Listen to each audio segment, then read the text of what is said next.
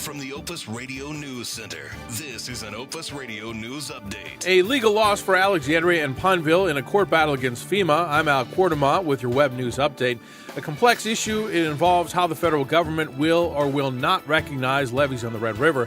FEMA is redoing flood maps across the country. If those maps do not include the levees on the Red, property owners would have to purchase expensive flood insurance.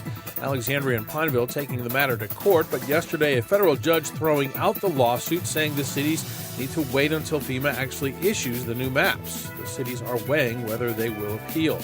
An investigation in Wynn Parish focusing on the sheriff there, Bodie Little. State police executing search warrants at Little's office and his home yesterday to gather evidence, part of a state attorney general's investigation over the last 4 months. Lots of folks talking about the next state budget.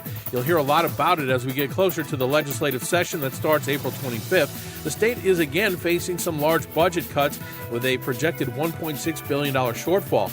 Despite that, Governor Jindal proposing to renew several tax breaks for businesses, including one that gives companies rebates for creating high-quality jobs. The governor says the incentives help attract companies and create jobs in Louisiana.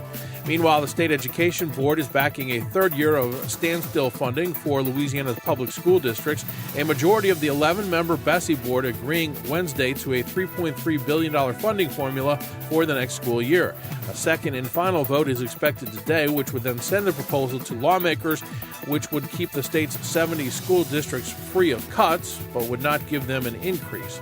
Attorney General Buddy Caldwell is suing British drug maker GlaxoSmithKline, claiming the company hid harmful side effects of the diabetes drug Avandia. The lawsuit filed in civil district court this week accuses Glaxo of illegally marketing, pricing, and promoting Avandia and violating Louisiana's consumer protection and unfair trade practices law. Louisiana's senior senator is supporting her colleagues' move to place a hold on President Obama's nominee to head the U.S. Fish and Wildlife Service until the Interior Department begins issuing drilling permits. Back on Tuesday, Senator David Vitter placed a hold on Dan Ash's nomination, while Senator Mary Landrieu saying now that she supports the move and that the state's delegation will continue to apply pressure on the administration to end what she says amounts to an ongoing moratorium on oil and gas drilling, which is costing Louisiana thousands of jobs. A Louisiana government watchdog group is again pushing for the redrawing of state congressional and legislative boundary lines to be done by an independent commission rather than state lawmakers. The Public Affairs Research Council of Louisiana making a similar recommendation 2 years ago, and legislative leaders dismissed that idea then. Well, state lawmakers will hold a special session next month to redraw the district lines to match the latest census data. The lawmakers have said the current structure is an open process with public comment and guided by legislative staff with decades of experience in redistricting.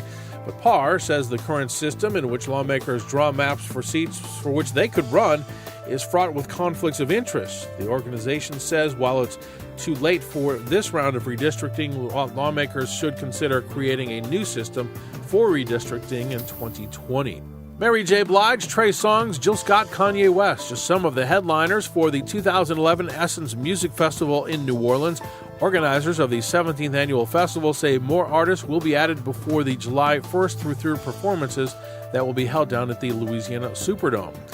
Locally in the theater this weekend, a production of the family favorite Chitty Chitty Bang Bang by the Alexandria Country Day School. Shows at the Coughlin Saunders Performing Arts Center run tonight, tomorrow, and Saturday at 7 p.m.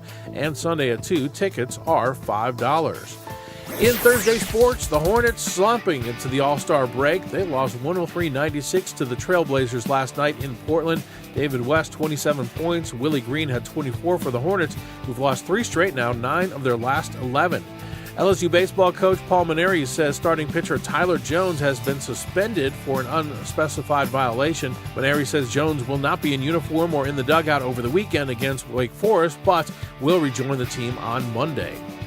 And the LC basketball team's on the road at East Texas Baptist tonight. The Lady Wildcats, now ranked 13th in Division III, have already wrapped up the ASC East, but the men locked in a big battle for a conference playoff spot. They trail ETBU by 1 game for second place. They're tied with Texas Tyler for third and lead Mississippi College by a single game for fourth. Should be an interesting last couple of games.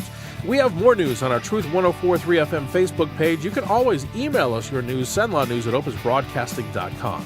I'm Al Quartemont.